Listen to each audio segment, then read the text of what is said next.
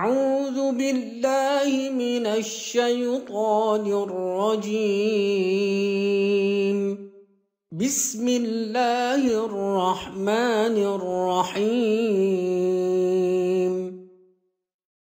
إنما الصدقات للفقراء والمساكين والعاملين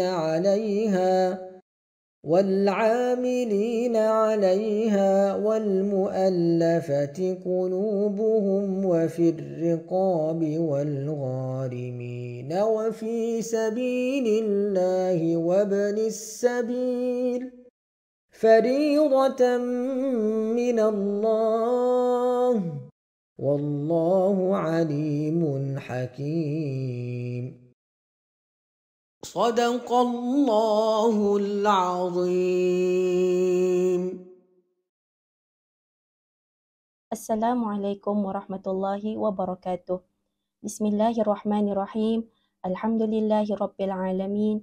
Wassalatu wassalamu ala asyrafil anbiya'i wal mursalin sayyidina Muhammadin wa ala alihi wa sahbihi ajma'in. Alhamdulillah, bersyukur ketani kehadrat Allah kerana ketani berpeluang bertemu lagi di dalam bulan Ramadan dalam rancangan Tadabbur Ramadan pada tahun ini.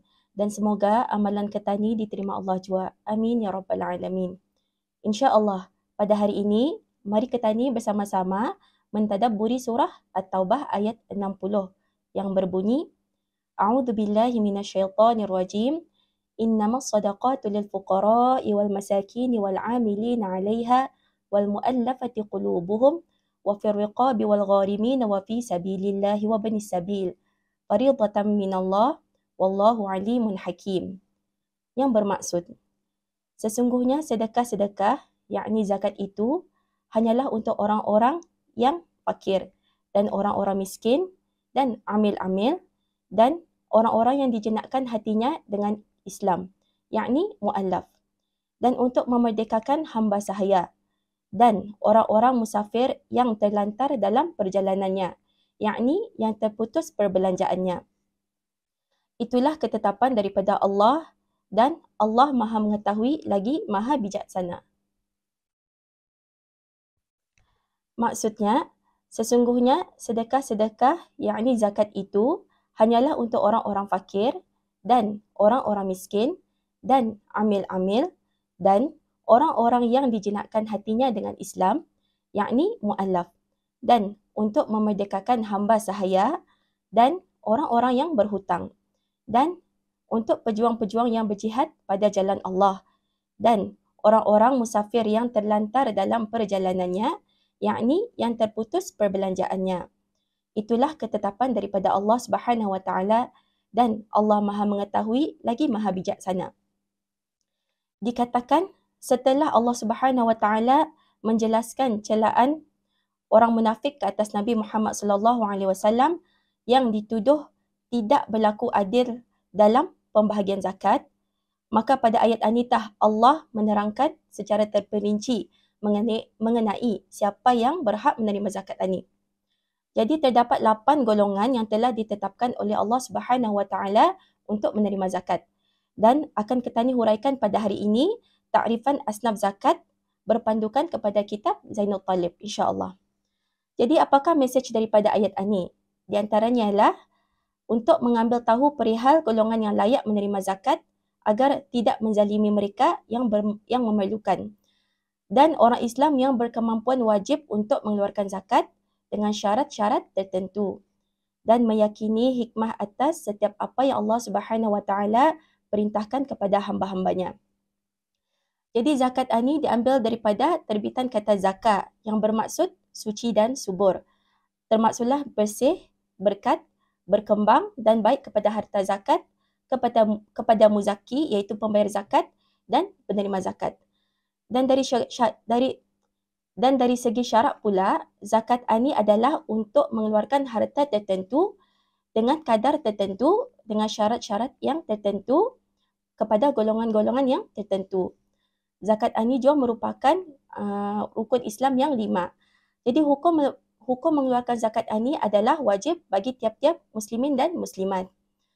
Jadi zakat ani ada disebutkan di dalam Al-Quran sebanyak 36 kali, yang mana 20 kali digandingkan bersama kewajipan solat. Zakat terbahagi kepada dua bahagian, iaitu satu, zakat fitrah, dan kedua, zakat harta. Dan siapakah orang-orang yang berhak menerima zakat ani? Jadi, seperti yang saya bacakan tadi di dalam Al-Quran, ada 8 golongan yang berhak menerima zakat. Iaitu satu, ia fakir, dua, miskin, tiga, amil, empat, hamba mukatab, lima, gharimin, iaitu orang yang berhutang, enam, fi sabilillah, iaitu sukarelawan yang berperang pada jalan Allah, tujuh, mu'allaf, dan lapan, ibnu sabil, iaitu orang musafir yang terputus perbelanjaannya. Jadi kita ni huraikan, apa ya golongan pertama ni, golongan fakir. Siapa yang dimaksudkan dengan golongan fakir ni? Golongan fakir satu, ia mestilah orang yang indah mempunyai harta langsung. Yang kedua, orang yang indah mempunyai pekerjaan langsung. Yang ketiga, orang ini ada pekerjaan tetapi pendapatannya tu terlalu kecil sehingga indah sampai separuh ataupun 50% daripada keperluan hariannya dan keperluan tanggungannya. Jadi contohnya ia memerlukan dalam seharian tu RM10. Tapi yang ia cuma dapat dalam seharian tu kurang daripada separuh, iaitu dapat RM4, RM3 dan sebagainya. Dan yang keempat, ia ada harta tetapi hartanya itu indah cukup dibelanjakan sepanjang umurnya yang ghalib. Umur ghalib ini ialah 63 tahun. Yang kedua, katanya masuk golongan miskin. Golongan miskin ini, apa yang dimaksudkan ialah ia ada harta tetapi indah cukup untuk memenuhi keperluan hariannya. Atau ia ada pekerjaan tetapi pendapatannya itu indah mencukupi untuk memenuhi keperluan hariannya, iaitu tapi pendapatannya itu lebih separuh daripada apa yang diperlukannya. Contohnya, ia ada pekerjaan tetapi ia memerlukan RM10 dalam sehari. Tapi yang ia dapat adalah separuh, lebih daripada separuh, iaitu RM6, RM7, RM8 dan sebagainya. Jadi ketiga ialah golongan amil. Golongan amil ini ialah yang dilantik satu pihak berkuasa untuk menguruskan hal ehwal zakat. Jadi seperti orang yang memungut zakat, orang yang menulis zakat, orang yang mengumpulkan golongan yang berhak menerima zakat, dan orang yang membahagikan zakat kepada yang berhak. Jadi Anita dipanggil amil. Jadi ada yang bertanya, Ustazah, kalau misalnya qadiyah ni termasuk golongan amil ke tidak? Jadi jawapannya adalah indah termasuk golongan amil qadiyah ni.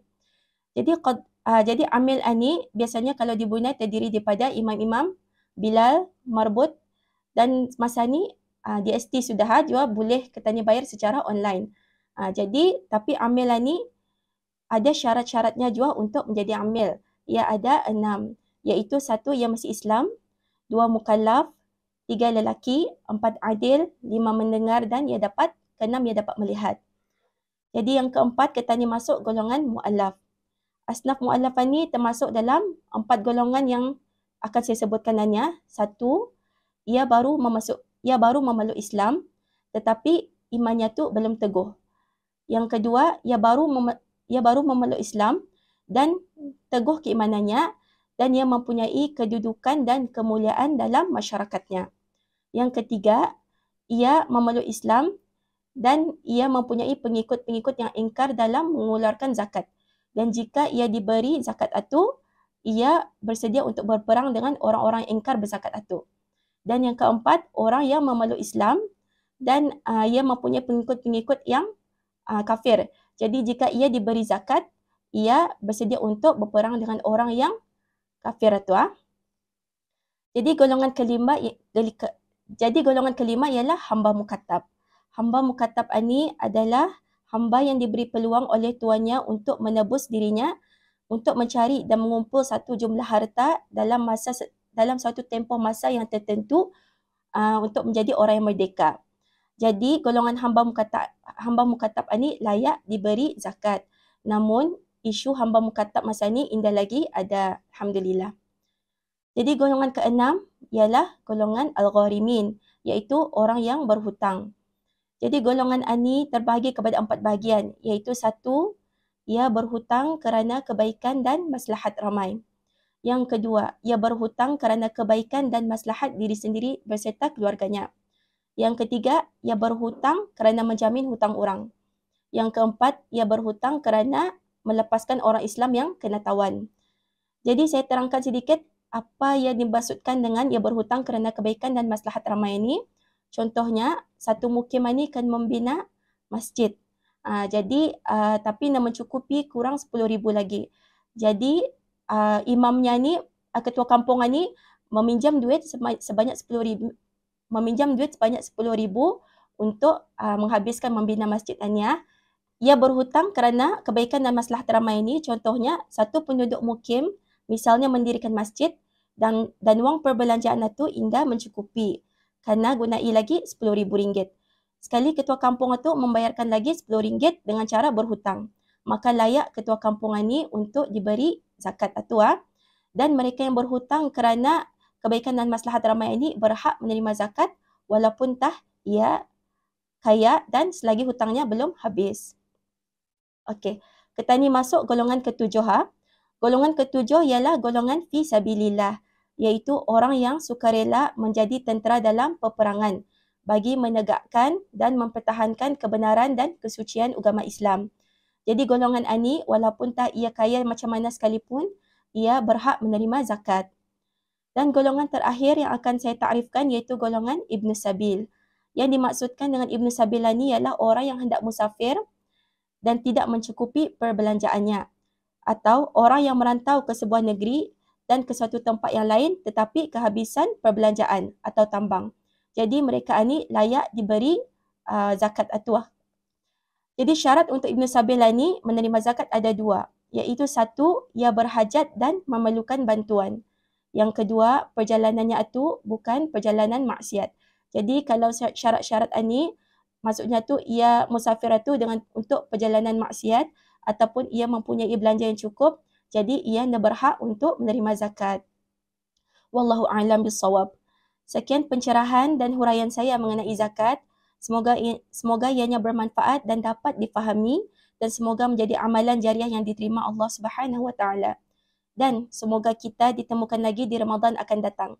Amin ya rabbal alamin. Wallahu waliyut taufiq. Wassalamualaikum warahmatullahi wabarakatuh.